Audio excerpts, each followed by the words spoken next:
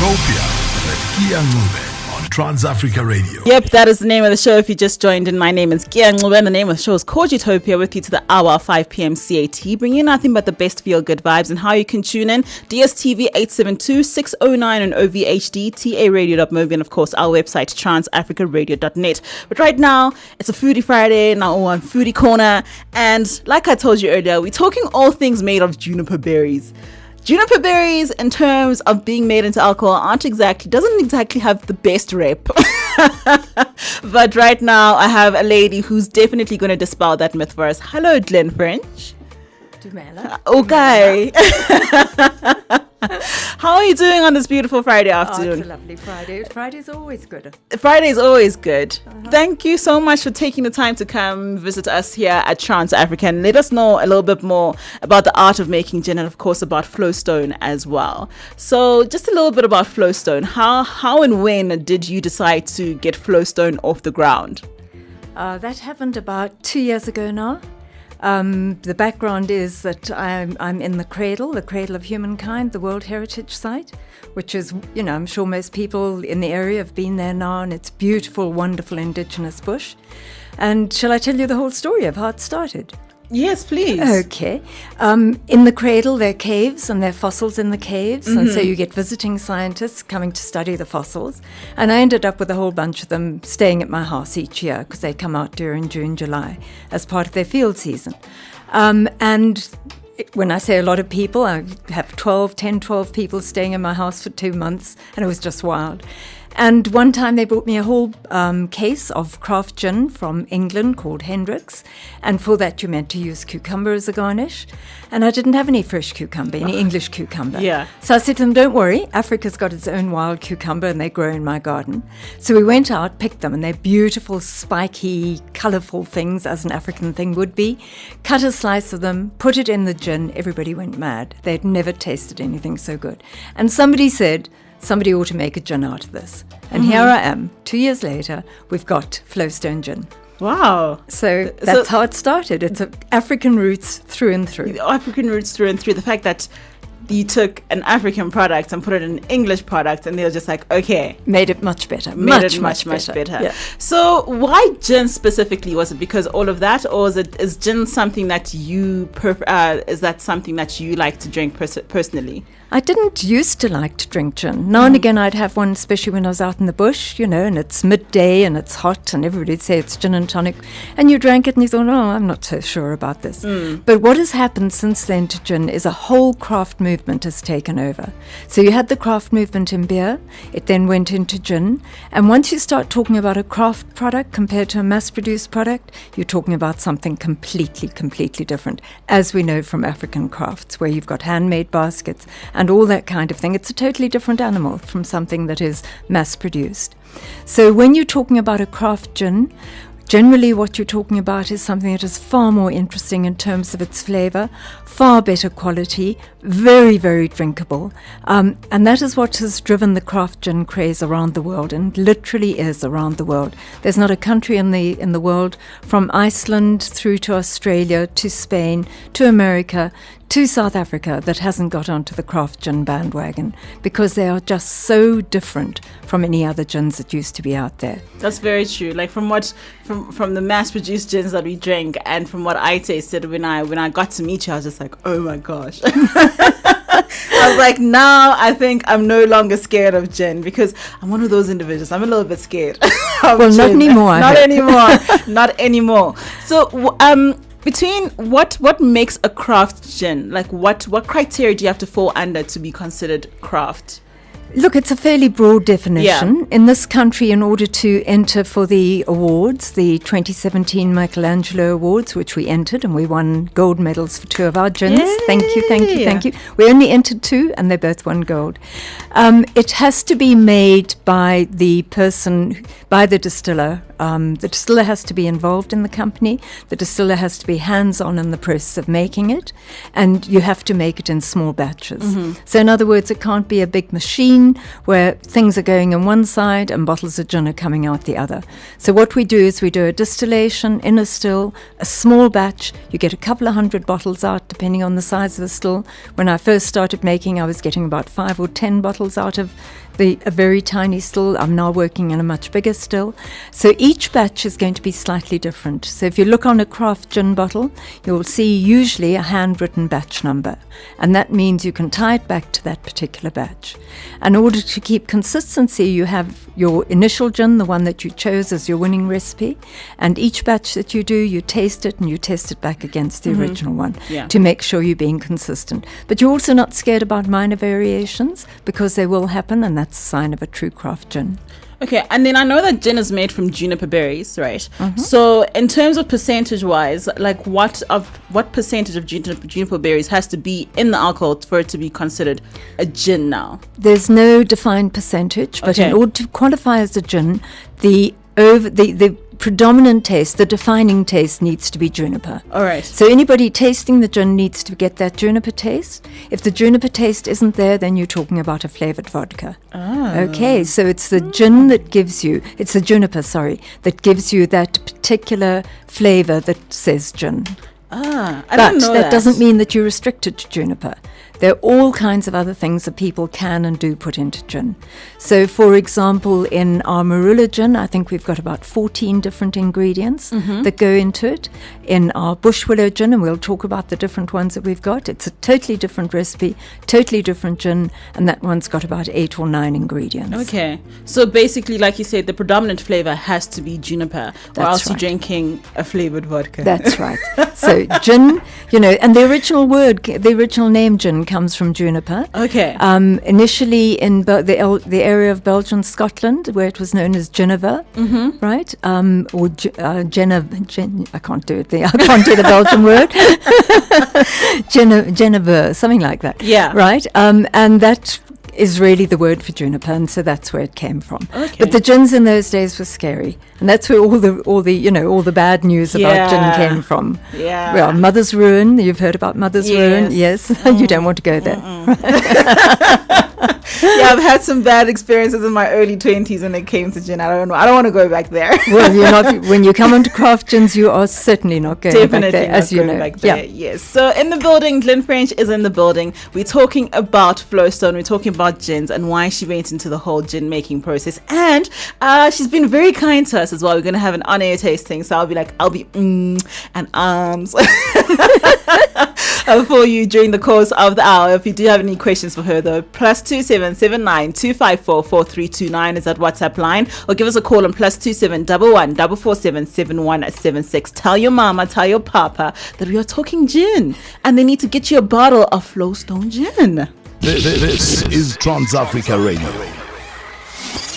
+2779 254 4329 is that WhatsApp line. Send me any questions you have for Glyn, or hit me up on Twitter at Kea Ncube is my Twitter handle. We are at Trans Africa 872. Do remember #Utopia 872. Green light, I love the green light too.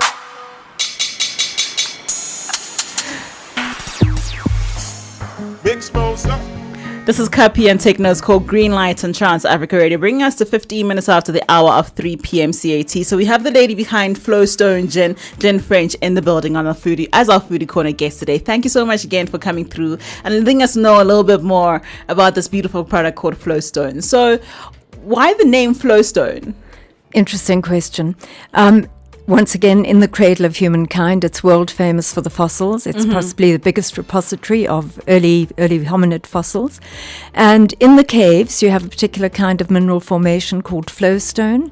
If you get a really nice one, it looks like a frozen waterfall. So you look at it, and they can be huge, and it looks like a river that's been frozen in time, or a waterfall. Absolutely beautiful, and that's called flowstone. So you have like inspiration around you all day, every day. Absolutely. That is where the inspiration for the gins came from. I think I want to move to the cradle of humankind. Like just move in with me. You'd be so welcome. You must come and stay. So much inspiration you got.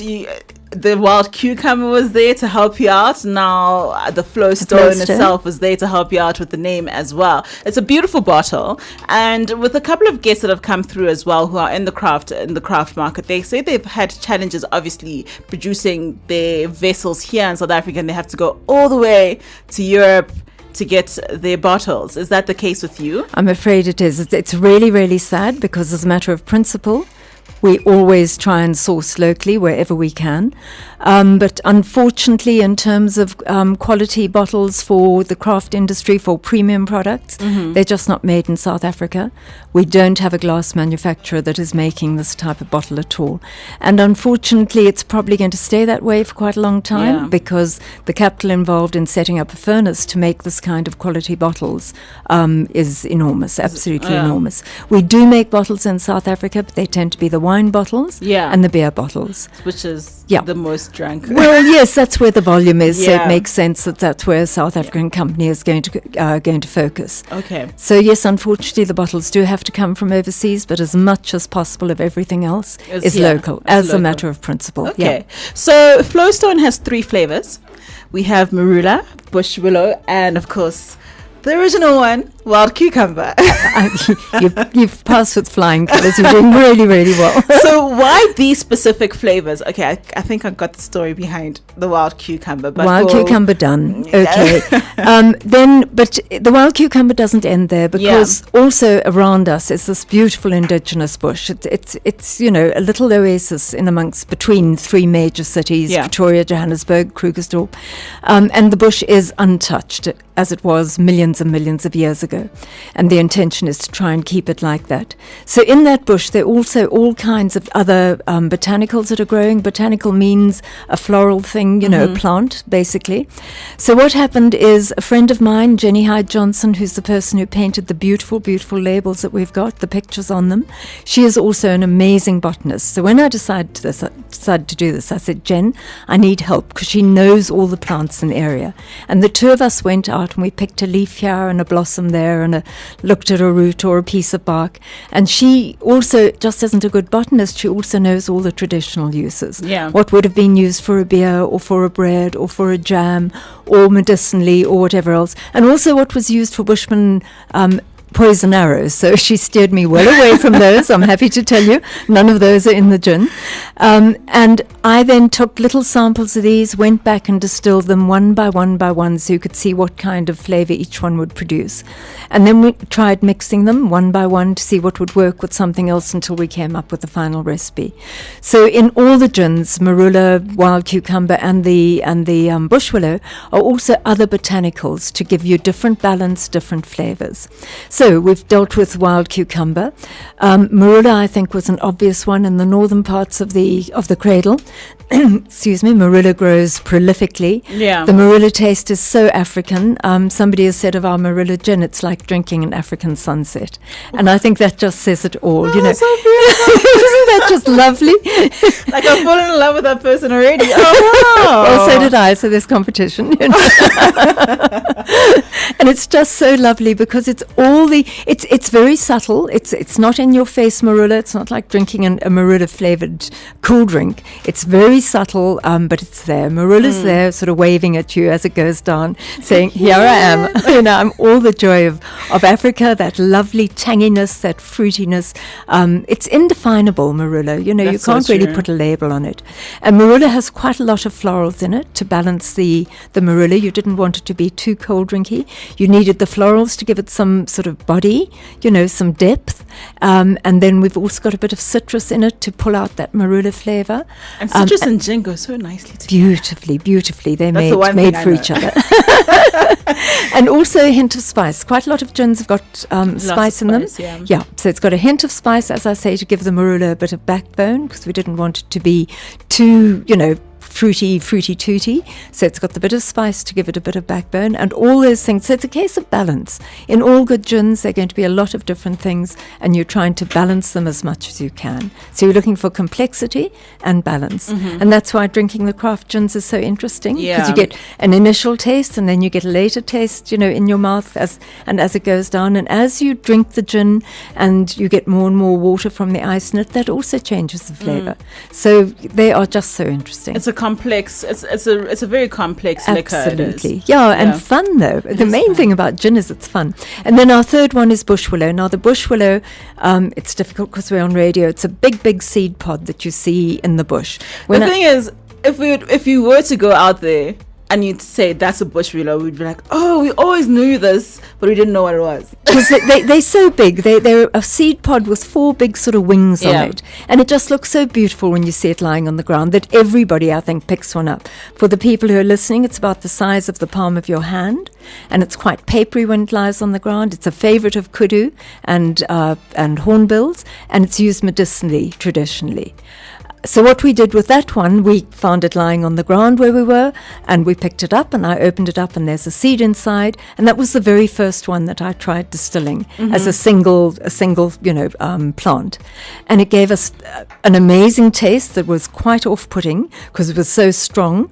But there was something in there, and I thought if we just use this with some of the other things that you use in a gin and put a very, very little bit in it, I think we're going to get something amazing. So it's and we potent. we use the tiniest little bit, but it's enough to give it a distinctive flavor. And it's a totally unique flavor. There's no other gin in the world with that flavor.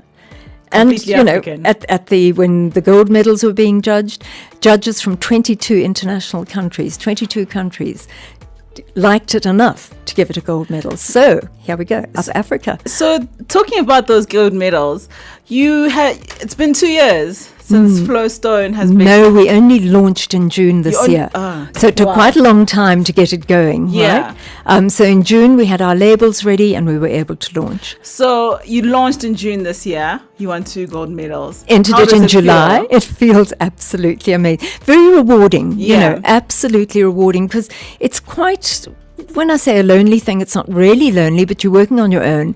And to have that kind of endorsement and affirmation was lovely.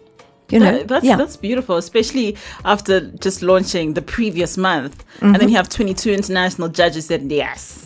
Announced in September, which was lovely. We definitely need more of this. That is a really great reward for some hard work, because sometimes your hard work is not sometimes seen, and the fact that it was seen so quickly, I say congratulations on that one. Thank you very much. There were quite a few South African gins that won gold medals, so the level of the craft gin industry in South Africa is something to be really, really proud of. No, it is so amazing. Some of my colleagues, my opposition, are doing amazing gins. Shout out to Junior Mfanagagogo. He says, you're chatting about my favorite drink. Yummy. Tell him I'm a fan of his. Junior heard what Glyn had to say. She is a fan of yours. Do you remember +2779 254 4329 is that WhatsApp line? After this next music break, you're going to be hearing me go and again. Because we're going to be tasting on air with Flowstone Gin with Glyn French. This is Trans-Africa Radio. This one, Adekunle Gold featuring Maloga, is called Only Girl on Trans-Africa Radio. Before that, we went to Cameroon Local with Thank You, Lord. Yes, thank you, Lord, for Glyn French. Thank you, Lord, for Flowstone Gin.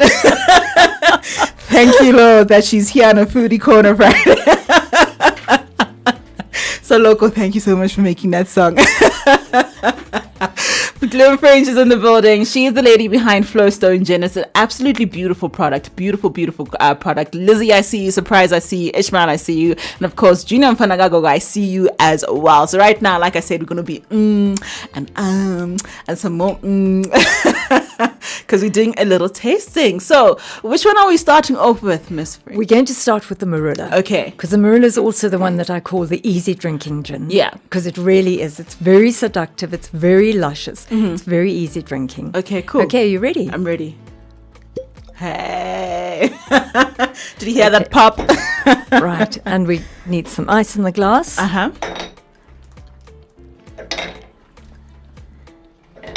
Okay. And pouring in some gin. Oh, sorry about that. It should, like, it's a tot. Well, it's closer to a double tot, I think, yeah. Because you want the gin to actually taste through the tonic. So my recommendation is, if you're having a double, use a whole can of tonic. If you're having a single, only use about 3/4 of a can, because the gin needs to shine. It needs Definitely to be the hero. so. All right. Okay, let's add the tonic.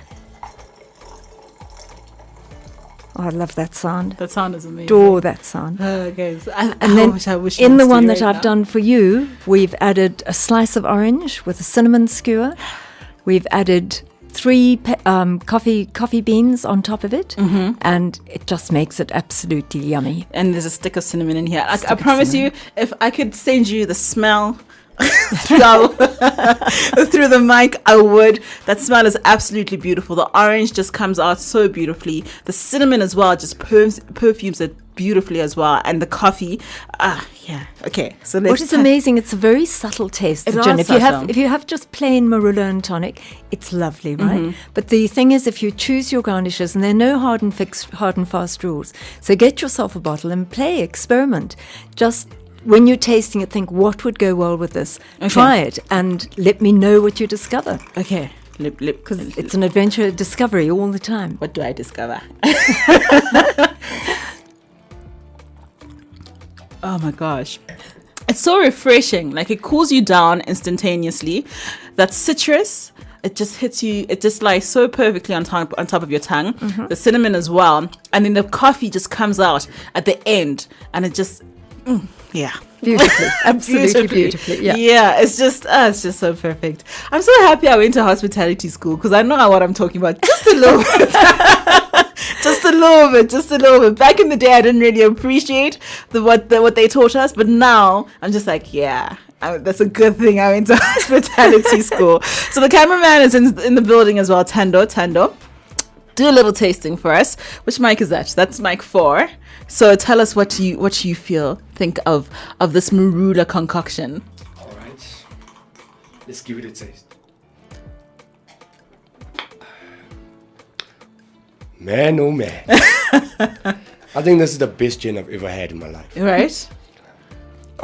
I'm out of words. I just want to continue. It does invite you to go back in.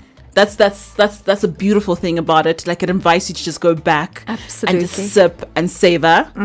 Go back, sip, savor, and just chill a little bit. It's not like you're going to gulp it down. You really just sip. Let the flavors come together. Play with the flavors in your mouth. Yeah, chill a little bit. Let it fade out, and then you sip Chat again. to friends. Yes, absolutely. Yeah, that's the way it works. That's what gin is about. What it does. Yeah. Ooh, Glyn. This is lovely. Ooh, so we're now all yummy. part of the gin revolution. It's called the gin revolution in the world, and this is what's taken countries by storm. It's across all ages, which is fantastic. The millennials are big drivers of the gin revolution because they're into craft, they're into exploring new things, but it goes right across the ages, and it's lovely, absolutely lovely. I like how millennials are actually changing things nicely. Thank goodness for them. Yeah, because if it wasn't for millennials, where would we be right now? We'd probably be drinking these horrible old gins. And Sorry, no disrespect, but they kind of are horrible. But I think we all grew up with them. Yeah. You had one because it was sort of traditional in the middle of a hot day. Yeah. But really, gin should be a lovely, lovely drink, as you've now both, discovered. It's definitely it's such a and it's not just a summer drink; it's a beautiful drink in winter. If you're drinking scotch and ice in winter, then you can drink gin with ice in winter. I have to agree with that one, because I don't think alcohol actually has a season. No, quite. You're a woman after my own heart. But you can also have gin with tea. It's beautiful, absolutely beautiful. You can have gin in coffee. I don't drink tea. Well, you might change now. Who knows? I may just drink tea. With a shot of G&T, Flowstone there it goes. G&T. Now we have another word. Now we have another meaning for G&T. +2779 254 4329 is that WhatsApp line. We're coming back to the next flavor. Which one are we going to do next? It's your call. What would you like? I recommend the wild cucumber. Then cucumber. We're moving up the scale in seriousness. So if we Okay. start with marula, then wild cucumber, then bush willow. Okay. Then you graduate on bush willow. I'm going with the expert on this one. Next is the wild cucumber. This is Trans Africa Radio. My plan for December is just to chill. Maybe some Netflixing as well, but alone. because we know what Netflix and chill really means. Mr. Camaro featuring Simba Tags on this one is called Netflix and Chill. And before that, we had Ace featuring Anati and it's called Summertime. It is the summer, and in the summer you need a drink to cool you down, right? And right now we have Glyn French, the lady behind her Flowstone gin, in the building. Remember, I said I'm going to be and yes, I've been I'm being I'm still gonna and But right now, let's go to a question. Right now, Junior wants to know, Glyn, as to where he can get your product and exactly how much will it cost. Okay. As I think I told you off air, we only launched in June. No, it was on air. We only launched in June, so getting into the trade takes a little bit of time, but we're in quite a lot of stores already. You'll find us in a lot of the liquor cities, and you'll find us in quite a lot of the top stores, and certainly in most of the little independent high-end specialty stores. Right. But, if it's not in your store, we're into 1 or 2 pick and pays already. If it's not in your store, ask them for it. Tell them you want it, and sooner or later we'll get a call if we don't get to them first. And then can we contact you in terms of we maybe want a bigger batch of things? We can't sell direct to the public because of licensing, which is really, really sad. Okay. But what we can do, if somebody contacts us, we can send them the list of the stores that we're at. Okay. We're also available at Cyberseller, and we hope quite soon to be in quite a lot more of the online stores. Okay, that's And great. in terms of price, obviously it's up to the retail store, but you should be paying somewhere around about $380, $390. And that's actually a really good price for a craft. Some of them are a little liquor. bit cheaper than that, which is lovely. Some are more expensive, but maybe $369, $370, $380. But Junior, I promise you, it's worth each and every single penny, worth each and every single penny and more. So our next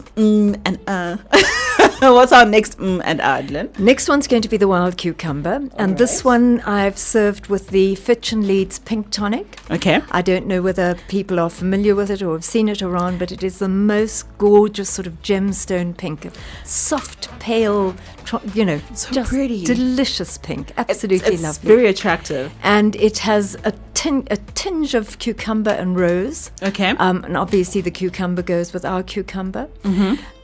And what I've garnished this one with is a thin slice of strawberry and a couple of ribbons of cucumber. All right. And I make the ribbons of cucumber by using a vegetable peeler on a sharp edge. So you cut a cucumber in half and you peel at the sharp edge, at the sharp corner.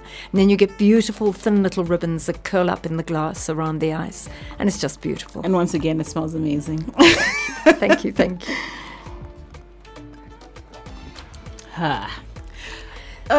Yeah. Now, what is interesting, what you should be getting, what you should be tasting now, is quite a lot of flavors down the side of your tongue, the side of your mouth, and that comes from the cucumber. Now, if you taste a traditional cucumber gin like Hendrick's, it's got a soft cucumber taste, right? But because we're using a wild cucumber, an African cucumber, it stands up and wants to be noticed, right? Like I'm here. I'm There really you go, here. right? I'm giving you real cucumber flavor, right? So we've got African cucumber flavor, not wishy-washy English cucumber. They never let me back in there. And I'm South African born and bred. Okay. I know I've got a funny voice, but there we go. So it's a lovely complex thing. You're getting lovely green notes on the side of your tongue. You're getting that? Mm-hmm. And then quite a lovely cucumber flavour should be coming over the top of your palate. Yes, right here on the top of my sort palate. of it comes afterwards, right? And then the fruity taste of the strawberry as well. That's right. Yeah. We do it with pomegranates when they're in season. So what I like to do is freeze the pomegranate seeds, the averils they call, and then when you put them in the drink, so you only need 2 or 3 per drink, because they've been frozen, it's burst the colour cells and it's burst the flavour cells. So you get that in, sort of going into the drink. Do that with a bit of cucumber, stunning, really, really lovely.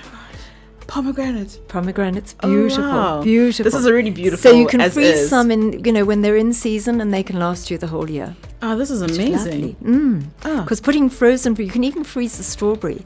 Because once again, but you've got to put it in as soon as you take it out of the freezer. And again, it releases the strawberry flavour even more than you're getting now. Okay. I'm having such a great day. It's also surprisingly lovely with the plain tonic and fennel.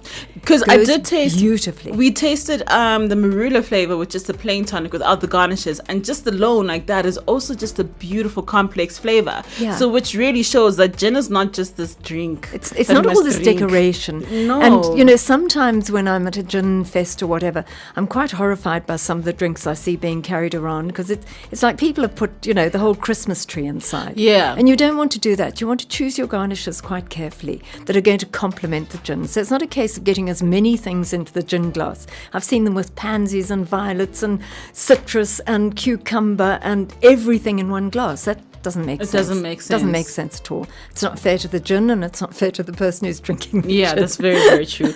But the fact that it can stand alone just like that with just a tonic stands true testament to how beautiful your product is. Oh, that it thank you. doesn't need any other gimmicks, like you were saying, like Yeah. when you go to gin festivals, that it's just really good quality, just like that. Absolutely. So we quite like it every now and again at a gin festival. Somebody will come to us and say, I don't want all the garnishes. I just want the gin as it is. And I love it when that happens. And it's a beautiful, beautiful product. Okay, so we're going to be graduating now, right? You are. Next step, graduation. Next step, graduation. Glyn French. Glyn French is her name. She is the lady behind Flowstone Gin. It is absolutely amazing. Do get yourself a bottle. Do get anybody else that you know that is in love with gin a bottle for this Christmas season, because I promise you, oh yeah, it's a really good Christmas present. This is Trans-Africa Radio. Tana is featuring Sway Leon. This one is called Unforgettable. He shot the music video in Uganda, and because of his music video, other people are seeing the beautiful, beautiful kids that are dancing in there and just want them for their shows as well. Glyn French is in the building talking Flowstone Gin and more tasting, yeah? And we have officially graduated. We've gone from Marula, then we went to Wild Cucumber, and now we are at Bush Willow. Okay, so the bush willow seed, being a seed pod, and it's got a seed inside, you can expect that it's going to give you a woody earthiness, and it does. It's woody, earthy, nutty, so it's a completely different flavour. Okay.